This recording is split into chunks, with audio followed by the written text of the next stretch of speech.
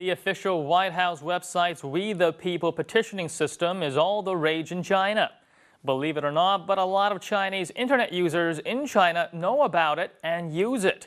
A Weibo post that cites an article from the Global Times, which is a tabloid under the People's daily newspaper, wrote that Chinese people in China are turning to the White House website for help. The article points out that We the People petitioning system has received online petitions from Chinese web users demanding the U.S. government look into their demands and hope that foreign entities, such as the American government, can help exert pressure and voice their concerns with the lengthy and sometimes ineffective petitioning process in China. Many Chinese internet users feel that fulfilling the 100,000 signature requirement to get some attention from the White House will be much easier to accomplish than to risk life and limb to petition in China, which can sometimes get you beat up, detained, or killed by local authorities who try to stop the petitioners from whistleblowing. Now, many Weibo users commented that the reason why so many people are turning to the White House for help is because China lacks a proper petitioning system, and that the Chinese government can't hear or refuse to hear their complaints. Let's take a look at some of their comments. It's not that we want to do it, it's because people don't know what else to do. The government doesn't pay enough attention to the needs of the people. Public resources are not being spent improving the lives of average citizens. I don't think we should flood the website with requests. It's a platform for Americans to address their government. It would reflect badly on us if we started to abuse their system. You can imagine that the day when our great firewall is broken down, the kind of noise we'd make on social platforms such as Twitter and Facebook. The White House is so busy. Now they have to address Chinese problems? What I find interesting is that the Chinese government often talks about China's policy of non-interference. Now Chinese citizens want America to interfere in China. If the Chinese government offered a similar service on their website, Chinese people would be able to voice their concerns. Obviously, people believe in the American justice system more than the Chinese justice system. Other people are hoping that by voicing their concerns to America, it would force the Chinese government to address the problem, otherwise Chinese leaders would feel embarrassed. Chinese people have finally found a place where they can enjoy the freedom of speech and expression. Sometimes the petition by Chinese internet users do concern the United States. For example, one of the latest petitions that seems to be on its way to getting a response from the White House involves a poisoning case that took place at one of China's most prestigious universities. The prime suspect, Jasmine Sun, one of her roommates at the time, now lives in the U.S. The petition asks for Sun's extradition back to China for investigation.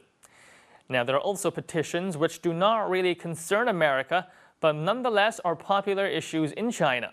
For example, a number of Chinese internet users are hoping that collecting enough signatures would urge the Obama administration to remonstrate or take issue with the Chinese government about a paraxylene project in Kunming of Yunnan province. The locals believe that the paraxylene, or PX project, is toxic and will lead to health problems for the locals that live near the plant. Now, they have addressed their concern to the government, but not getting the response they were hoping for, have turned their attention to Obama instead. Political cartoonists are jumping on the bandwagon as well, having a blast with the White House petitioning phenomenon, with depictions of Obama as a famous Chinese historical figure, Bao Qingtian, a dark-skinned Chinese official during the Song dynasty, being especially popular. Now, Bao is beloved by the masses for his reputation of being a fair and just official who always listened to the petitions of the common masses.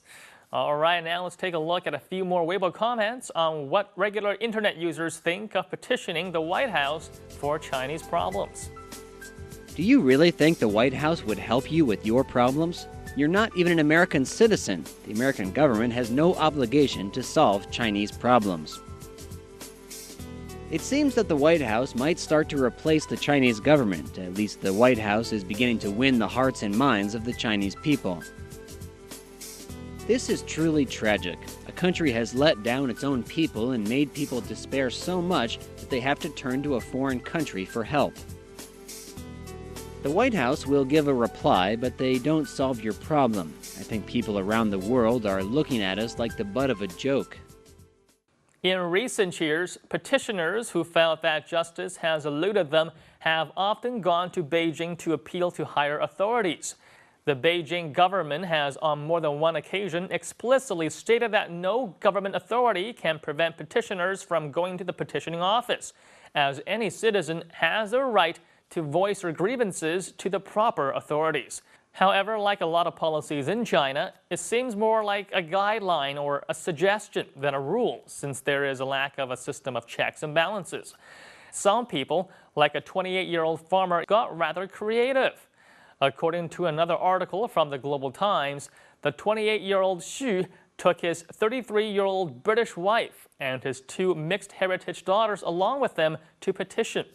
Now, Xu quickly became the focus of attention not just from other petitioners, but also from pedestrians and the media. Now, Xu's logic was that the local authorities wouldn't beat up or detain a British national, and that government officials, in fear of losing face, would hear his grievances. Sure enough, it worked. But not everybody has a Caucasian spouse as a wild card.